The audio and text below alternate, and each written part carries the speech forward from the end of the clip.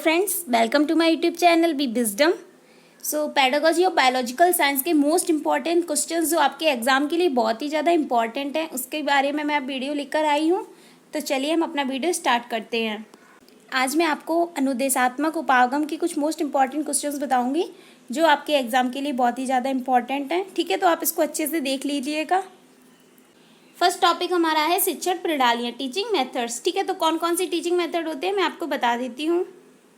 व्याख्यान विधि, प्रदर्शन व्याख्यान विधि, पाठ्य पुस्तक विधि, प्रयोगशाला विधि, अन्वेषण विधि, प्रयोजना विधि, संकेंद्रिक विधि, ऐतिहासिक विधि, दत्तकार विधि, डाल्टन विधि और उप विषय विधि।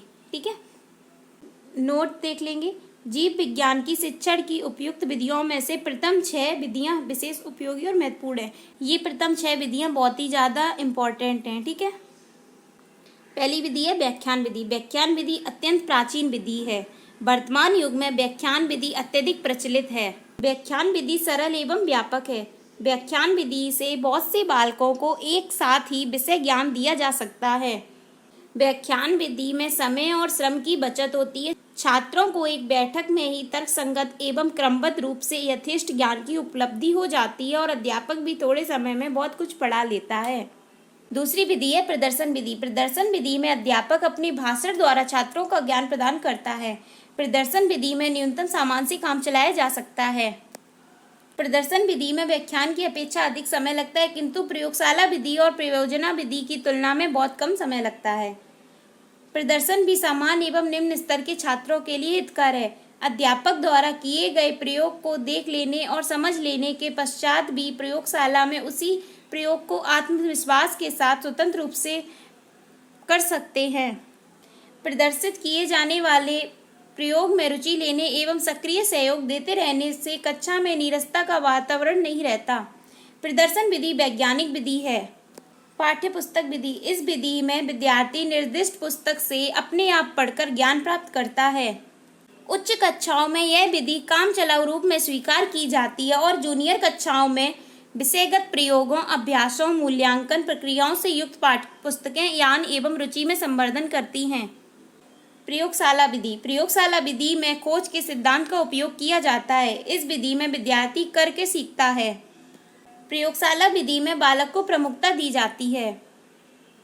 अन्वेषण प्रणाली। लंदन के प्रोफेसर आर्मस्ट्रांग ने अन्वेषण प्रणाली के महत्व को प्रतिष्ठित किया। अन्वेषण प्रणाली बाल मनोविज्ञान के अनुकूल है।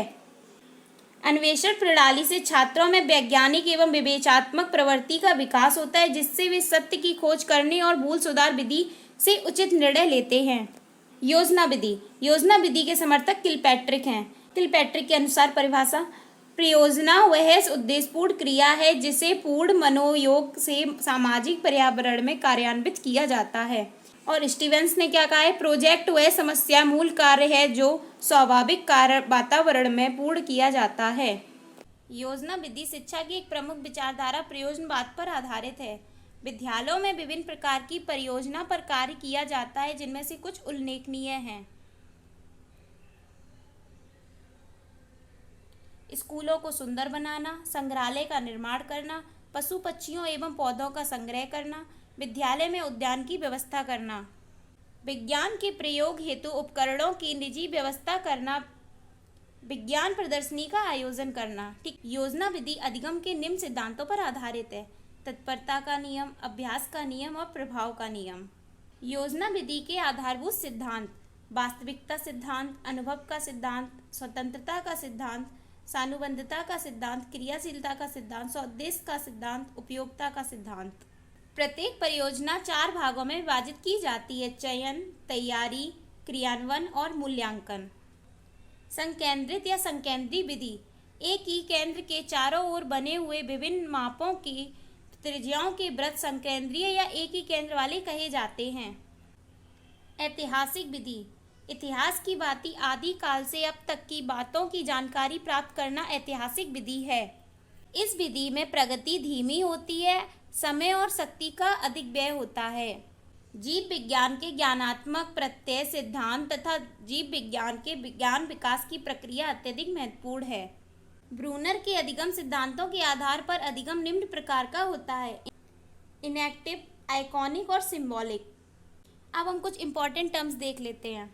व्याख्यान विधि अनुदेशात्मक उपागम से संबंधित है।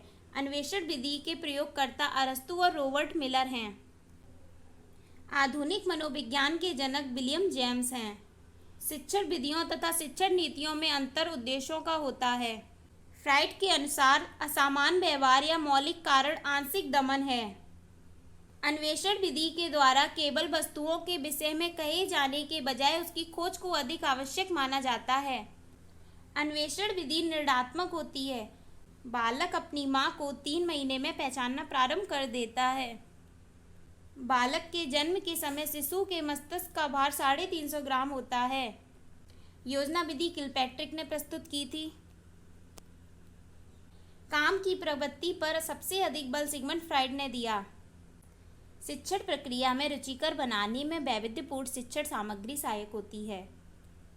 योजना विधि 3 प्रकार की होती है। भाषा सीखने में सबसे बड़ा बाधक तत्व भाषा का आकलन हो सकता है।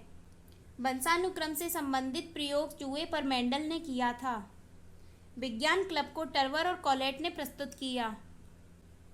विज्ञान क्लब में शिक्षा करके सीखने पर बल देती है। शाश्वत रूपों का सिद्धांत प्लेटो ने दिया था। विकासात्मक शिक्षण प्रतिमान का प्रतिपादन जीन पियाजे ने किया। वर्ल्ड साइंस न्यूज साप्ताहिक पत्रिका थी। वस्तुनिष्ठ प्रश्नों में 3 विधियां सम्मिलित हैं। सर्वाधिक प्रोटीन सोयाबीन में पाया जाता है। सूक्ष्म शिक्षण पद्धति का आरंभ 1968 में स्टैनफोर्ड विश्वविद्यालय में हुआ था। विज्ञान शिक्षण के संदर्भ में पहली बार मुदालियर कमीशन ने भाग लिया। प्रोफेसर ब्लूम के अनुसार ज्ञानात्मक पक्ष 8 प्रकार के हैं। बालक विद्यालय में जाकर जो कुछ सीखता है उसे उपलब्धि कहते हैं। शिक्षण उद्देश्य 2 प्रकार के होते हैं। माध्यमिक स्तर पर विज्ञान शिक्षण के 3 उद्देश्य हैं। एपिस्कोप प्रोजेक्टर के द्वारा अपारदर्शी चित्रों को दिखाया जाता है। विज्ञान क्लब के महत्व के विषय में मैकॉन ने अपनी पुस्तक स्कूल क्लब में बड़ा अच्छा विवेचन किया है।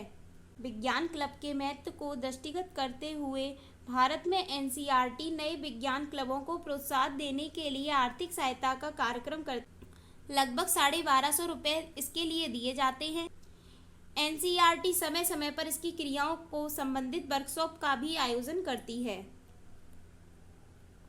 टीम टीचिंग प्रविधि का विकास सर्वप्रथम सन 1955 में हार्वर्ड विश्वविद्यालय में हुआ था।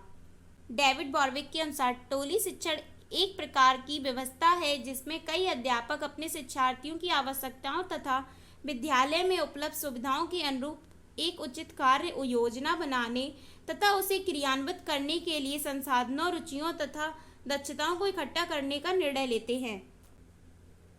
एस.जी. कैलन के अनुसार टोली शिक्षण एक ऐसी शिक्षण अधिगम प्रक्रिया है जिसमें 2 या 2 से अधिक शिक्षक आपस में सहयोग करते हैं। विद्यार्थियों के एक ऐसा समूह विषय के शिक्षण हेतु एक कार्यक्रम तय करते हैं, उसे अपनाते हैं तथा फिर उससे प्राप्त परिणामों का मूल्यांकन करते हैं। टेलीकॉन्फ्रेंसिंग कई माध्यमों में भाग लेती है।